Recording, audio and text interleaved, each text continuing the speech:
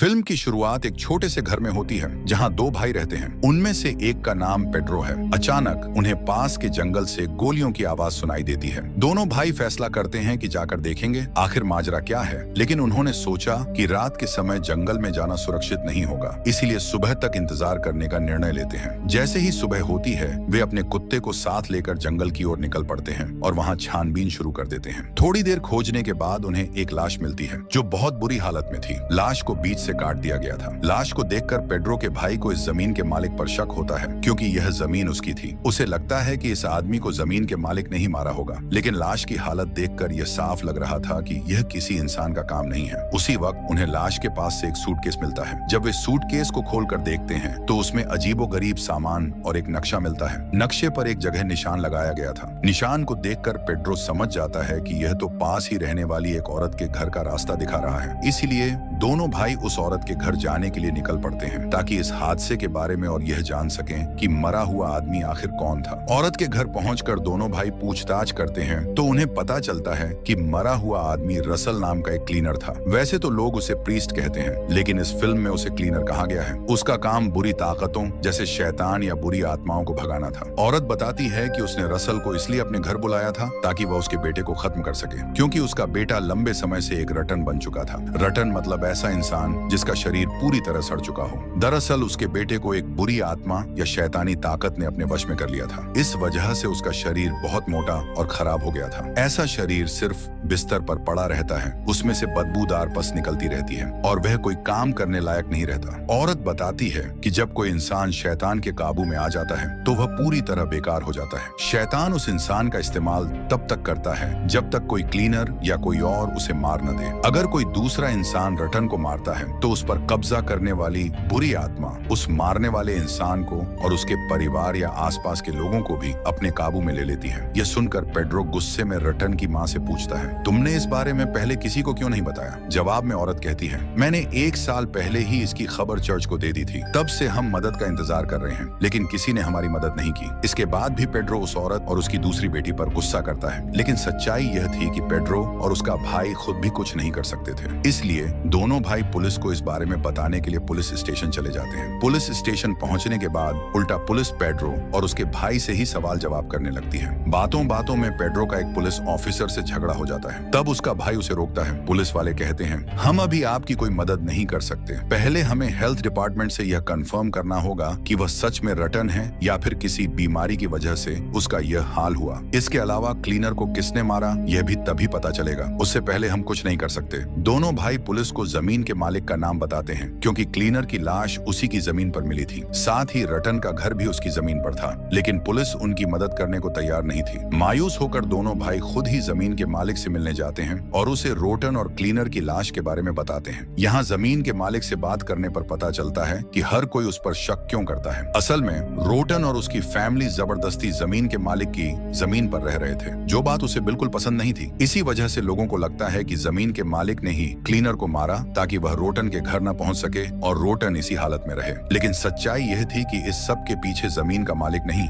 बल्कि कोई और था। वह नहीं चाहता था कि क्लीनर रोटन के घर पहुंचे, इसलिए उसने क्लीनर को मार दिया। जमीन के मालिक को रोटन और उसकी फैमिली की बातों पर यकीन नहीं था। उसे लगता था कि यह सब एक साजिश है ताकि उससे उसकी जमीन छीन ली जाए। इससे गुस्से में आकर जमीन का मालिक रात को रोटन को मारने के लिए चला जाता है, लेकिन रोटन की माँ उसे ऐसा करने से रोकती है और उसे समझाने की कोशिश करती है, क्योंकि जमीन का मालिक क्लीनर नहीं बल्कि एक आम आदमी था। अगर उसने रोटन को मार दिया तो रोटन के अंदर की ईवल आत्मा जमीन के मालिक और रोटन की फैमिली को भी अपने कब्जे में ले लेती। इसके बाद वह उन्हें भी ऐसे ही तड़पाती जैसा वह रोटन के साथ कर रही थी। दरअसल रोटन के अंदर जो ईवल आत्मा थी वह लोगों के डर के साथ खेलती थी। वह उनके डर को उन्हीं के खिलाफ इस्तेमाल करके उन्हें अपने कंट्रोल में कर लेती थी। जब जमीन का मालिक रोटन को मारने गया तो रोटन के अंदर की ईवल आत्मा उसे मारने के लिए उकसाने लगी। वह उसे बहकाकर कहती है, मुझे मार दो ताकि मैं आजाद होकर तुम्हारी पत्नी जो प्रेग्नेंट है और बाकी सबको मार सकूं और उन्हें भी अपने कब्जे में ले सकूं। यह सुनकर जमीन का मालिक गुस्से और डर से भर जाता है, लेकिन बड़ी मुश्किल से खुद को कंट्रोल करता है। वह रोटन को कुछ नहीं करता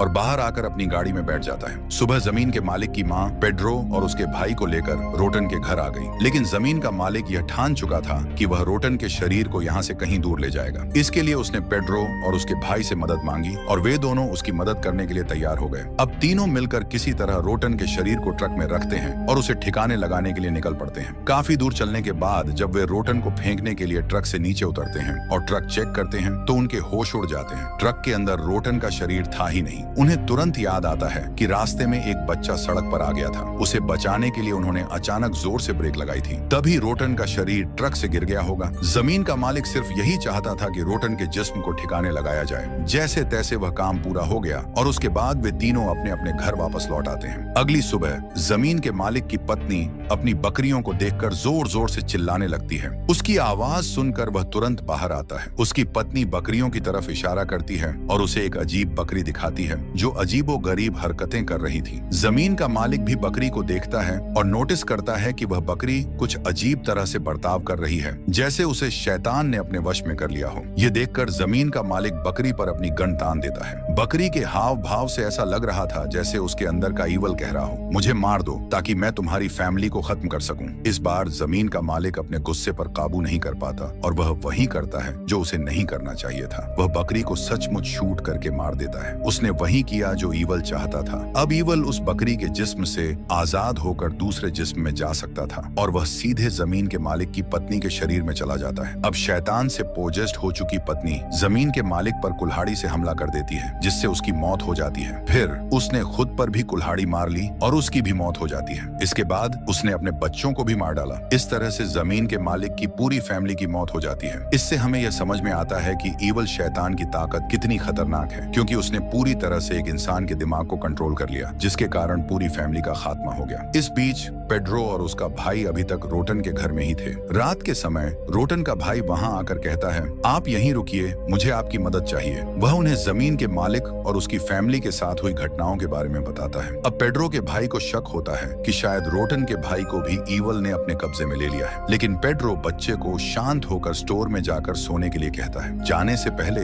लड़का उनसे कहता है, बिजली की चीजों से दूर रहिएगा, यह आपके लिए अच्छा होगा। लड़के ने ऐसा क्यों कहा, इसका जवाब हमें आगे पता चलेगा। अब पेड्रो और उसके भाई को कहीं ना कहीं आने वाले खतरे का अंदाजा हो गया था, इसलिए उन्होंने सुबह होते ही इस जगह को छोड़ने का फैसला किया। पेड्रो अपने भाई से कहता है, हम अपना सारा सामान यहीं छोड़ देंगे ताकि हमारे साथ ईवल का कोई हिस्सा या असर उस जगह तक ना पहुंचे जहां हम जा रहे हैं। अगली सुबह पेड्रो अपनी एक्स वाइफ के घर पहुंचता है। वह अपने पुराने कपड़ों को आग लगाकर जला देता है, लेकिन उसकी एक्स वाइफ गुस्से में उससे लड़ने लगती है। वह कहती है, अब तुम मेरी जिंदगी क्यों बर्बाद करने आ गए हो। इसी बीच पेड्रो की एक्स वाइफ की बेटी पर उनका डॉग हमला करता है और उसे अपने साथ बाहर खींच कर ले जाता है। असल में हुआ यह था कि पेड्रो के कपड़े जलने से पहले डॉग ने उन पर मुंह मारा था। इस वजह से ईवल डॉग को पोजेस कर लेता है और अब वह पूरी तरह से उसके कंट्रोल में आ जाता है। अब पेड्रो की एक्स वाइफ का हस्बैंड अपनी बेटी और डॉग को ढूंढने के लिए बाहर चला जाता है। जाते समय पेड्रो उससे कहता है, कुछ भी हो जाए लेकिन डॉग को शूट मत करना। लेकिन ऐसी स्थिति में इंसान का दिमाग कहाँ काम करता है। जब पेड्रो बाहर गया तो उसने देखा कि उसकी एक्स वाइफ के हस्बैंड ने डॉग को शूट करके मार दिया था। यह देखकर पेड्रो अंदर ही अंदर परेशान हो गया। उसने वही कर दिया था जो उसे नहीं करना चाहिए था। फिर जब पेड्रो घर लौटा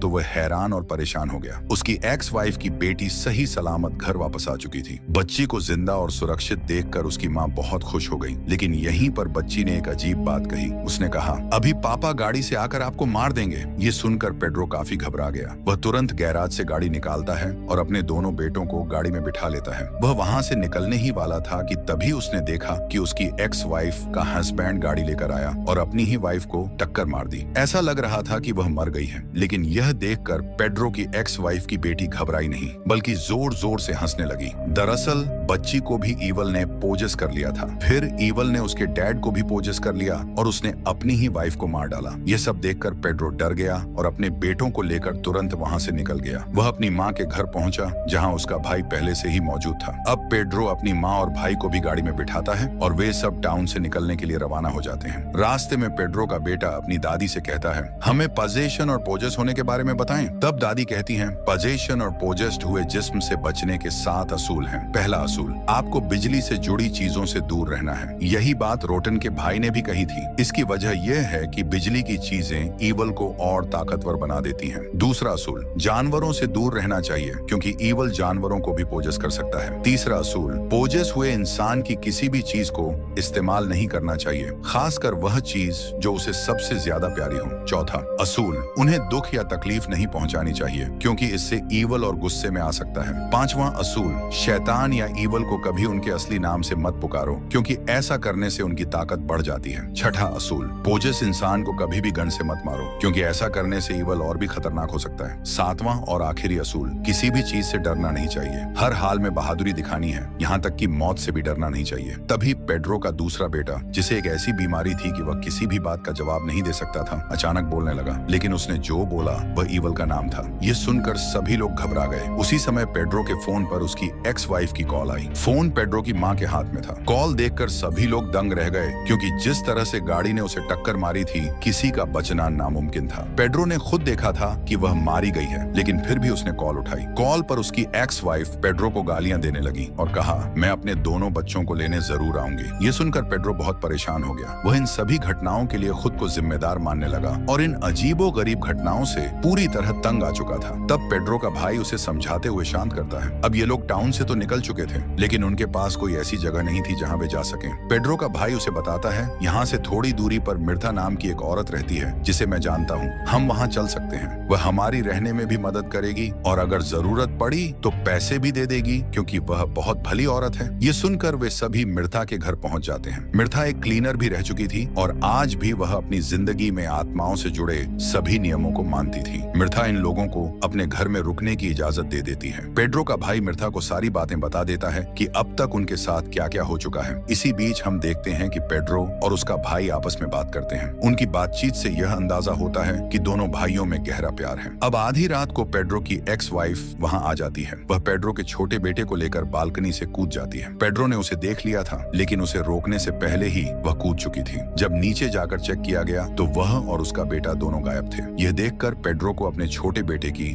बहुत चिंता होने लगती है। मिर्था, जो क्लीनर होने के कारण ईवल या पोजेस्ड को देख सकती थी, पेड्रो के बड़े बेटे को देखकर समझ जाती है कि वह भी पोस्टेड हो चुका है। मिर्था बताती है, ईवल इसके जिस्म में घुस गया है, लेकिन क्योंकि यह बच्चा चुप रहता है और बोलता नहीं, इसीलिए ईवल अभी तक इसके दिमाग को पूरी तरह कंट्रोल नहीं कर पाया है। इसी वजह से ईवल फिलहाल इसके अंदर कैद है। इसके बाद मिर्था अपने सारे क्लीनिंग के सामान को इकट्ठा करती है, जिसमें हथियार और जरूरी चीजें होती हैं। वह कहती है, हमें रोटन को खत्म करना ही होगा। इस पर पेड्रो का भाई कहता है, मेरे हिसाब से रोटन अब तक खत्म हो चुका होगा, तभी तो इतनी ज्यादा पोजेशन हो रही है। एक के बाद एक ईवल सबको पोजेस कर रहा है। मिर्था उसे समझाते हुए कहती है, नहीं, ये जानकारी गलत है, ये चीजें ऐसे काम नहीं करती। ये सारी पोजेशन असल में ईवल के पूरी तरह पैदा होने के लिए हो रही है। तब पेड्रो का भाई बताता है, हमने रोटन को कहीं और छोड़ दिया था। मिर्था गुस्से में कहती है, ये तो सबसे बड़ी गलती थी, ऐसा तुम्हें बिल्कुल नहीं करना चाहिए था। तब पेड्रो कहता है, हम कुछ नहीं कर सकते थे क्योंकि ऐसा करने के लिए हमें जमीन के मालिक ने मजबूर किया था। अब पेड्रो का भाई पेड्रो की एक्स वाइफ और बेटे को ढूंढने निकलता है, जबकि पेड्रो और मिर्था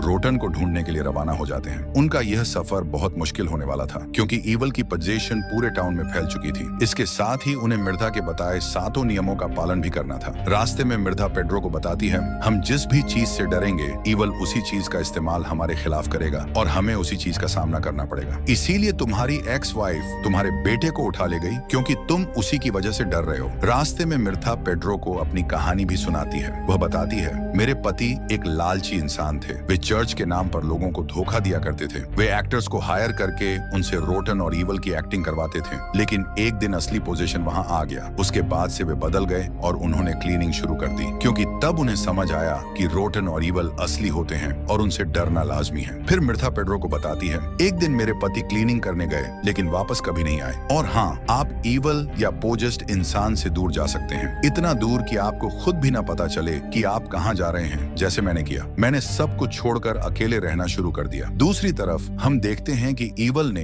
पेड्रो के बड़े बेटे को पूरी तरह पोजेस्ट कर लिया है और वह पेड्रो की माँ से खाना मांग रहा था, जो काफी अजीब था। अब पेड्रो के भाई को भी पेड्रो की एक्स वाइफ सड़क पर मिलती है, जो पूरी तरह पोजेस्ट हो चुकी थी और वह अपने छोटे बेटे का सिर खा रही थी। यह देखकर पेड्रो का भाई गाड़ी चलाकर उसे टक्कर मार देता है, जिससे वह कुचली जाती है, लेकिन इसके चलते गाड़ी गाड़ी का एक्सीडेंट भी हो जाता है और पेड्रो के भाई को भी गंभीर चोटें आती हैं। पेड्रो और मिर्था रोटन को ढूंढते हुए एक स्कूल के पास पहुंचे, जहां उन्हें सभी बच्चे अजीब हालत में बैठे हुए मिले। इन्हें देखकर मिर्था पेड्रो को चुप रहने का इशारा करती है, क्योंकि वह समझ चुकी थी कि इन बच्चों को भी ईवल ने पोजेस्ट कर लिया है। इस बीच हम स्कूल के चारों ओर अजीब सी परछाइयां भी देख सकते हैं। तभी एक बच्ची उनके पास आकर कहती है, रोटन को मेरे डैड उठाकर घर ले गए हैं। दरअसल ये सारे बच्चे पोजेस्ट होने की वजह से झूठ बोल रहे थे, ताकि पेड्रो और मिर्था को गुमराह किया जा सके। पेड्रो और मिर्था को स्कूल के एक फ्लोर के नीचे कई लोगों की लाशें मिलती हैं, जिनको इन बच्चों ने मारकर वहां छुपा दिया था, और इन लाशों के नीचे रोटन छुपा हुआ था। अब मिर्था अपना क्लीनिंग का सामान वहां सेटअप करती है और पेड्रो से कहती है कि वह नीचे से रोटन को बाहर निकाले। जब पेड्रो उसे निकालने वाला था तो ईवल खुद को बचाने के लिए पेड्रो का दिमाग कंट्रोल करने लगता है। उन बच्चों ने चालाकी से पेड्रो को कमरे में बंद कर दिया था। जब पेड्रो बाहर झांक कर देखता है तो वह देखता है कि सभी बच्चे मिर्था को मार चुके हैं और उसकी लाश को घसीट कर ले जा रहे हैं। ये देखकर पेड्रो को गुस्सा आ जाता है। वह दरवाजा तोड़कर बाहर आता है और रोटन को मार डालता है। ये करने के बाद उसे लगता है कि उसने हर चीज का खात्मा कर दिया है, लेकिन ये ईवल का खात्मा नहीं था, बल्कि यह तो ईवल की शुरुआत थी, क्योंकि यही ईवल और रोटन चाहते थे, ताकि यह जिस्म खत्म होने के बाद ईवल आजाद हो सके। अब उसका काम पूरा हो चुका था और ईवल पूरी तरह से अपने रोप में पैदा होकर पेड्रो के सिर पर हाथ फेरता है, क्योंकि इसी ने ईवल को पैदा होने में मदद की थी। और अब ईवल बाहर की दुनिया में तबाही मचाने के लिए चला जाता है, जहाँ वह और भी लोगों को पोजेस्ट कर देगा, और पेड्रो घर वापस आ जाता है, जहाँ दोनों भाई एक दूसरे के गले से लगकर दुख से रोने लगते हैं, क्योंकि वे समझ गए थे कि हमने हालांकि बहुत कोशिश की, लेकिन हम कुछ भी नहीं कर सकते। अब कहें तो उन्होंने अपनी हार पूरी तरह कबूल कर ली थी। अब अगर वे इस जगह को छोड़कर जाए भी तो कोई फायदा नहीं होगा, क्योंकि अब यह पोजेस्ट पूरे टाउन से फैलते हुए शहर में भी फैल जाएगा, जो तेजी से संक्रमण की तरह फैलने वाला था, जिससे वे छुटकारा भी नहीं पा सकते थे। तभी उन्हें याद आया कि हमने रोटन के छोटे भाई को स्टोर में छुपाया था। पेड्रो उससे बात करता है, तब वह बताता है कि एक आवाज ने मुझे कहा था कि मैं उस क्लीनर को मारकर खा जाऊं। मतलब जिस आदमी की लाश इनको मिली थी उसे रोटन के छोटे भाई ने मारा था। फिर वह कहता है, ऐसा मैंने अपनी माँ के साथ भी किया था, उन्हें भी मारकर मैंने खा लिया। पेड्रो अपने बेटे को आइसक्रीम खाने के लिए देता है और नहाने चला जाता है। जब वह नहाता है तो वह हैरान हो जाता है, क्योंकि उसके माथे पर जो निशान ईवल ने दिया था वह बिल्कुल भी नहीं जा रहा था, यानी वह निशान स्थिर हो गया था। पेड्रो के बेटे को खांसी आने लगती है और उसके मुंह से पानी और खून बहने लगता है। पेड्रो उसे साफ करने लगता है, लेकिन तभी वह देखता है कि उसके मुंह से उसकी माँ के बाल और लॉकेट निकल रहे हैं। यह देखकर वह डर जाता है, क्योंकि उसे समझ में आ जाता है कि पोजेस्ड हालत में उसके बेटे ने अपनी दादी को मारकर खा लिया था। ये देख पेड्रो का होश उड़ जाता है। वह खुद को संभालते हुए बाहर आता है और इस सब को लेकर बहुत दुखी हो जाता है। मैं आपको बता देता हूँ कि असल में यह ईवल करता क्या है। वह किसी एक जिस्म को पोंछ करके उसके अंदर पनाह ले लेता है और टाउन या शहर के लोगों को तब तक मारता रहता है जब तक कोई दूसरा आकर उसके इस पुराने जिस्म को खत्म नहीं कर देता जिसमें वह मौजूद होता है। फिर वह किसी और जिस्म को पोंछ करके उसके अंदर आ जाता है और फिर से लोगों को मारने का सिलसिला शुरू कर देता है। उसने यह इसीलिए किया ताकि मरे हुए लोगों से वह ताकत ले सके और इतना ताकतवर बन जाए कि वह पैदा होकर सबसे ज्यादा पावरफुल बन जाए। और वह चीज हो भी गई जब वह सही मायनों में पावरफुल हो गया। फिर पेड्रो के हाथों उसने खुद को मरवा दिया और पैदा हो गया। दुनिया को तबाह करने के रास्ते पर चल पड़ा, जहां अब बस उसका ही राज और कब्जा होगा। और इसी भयानक एंडिंग के साथ ही इस फिल्म की कहानी भी यहीं पर खत्म हो जाती है।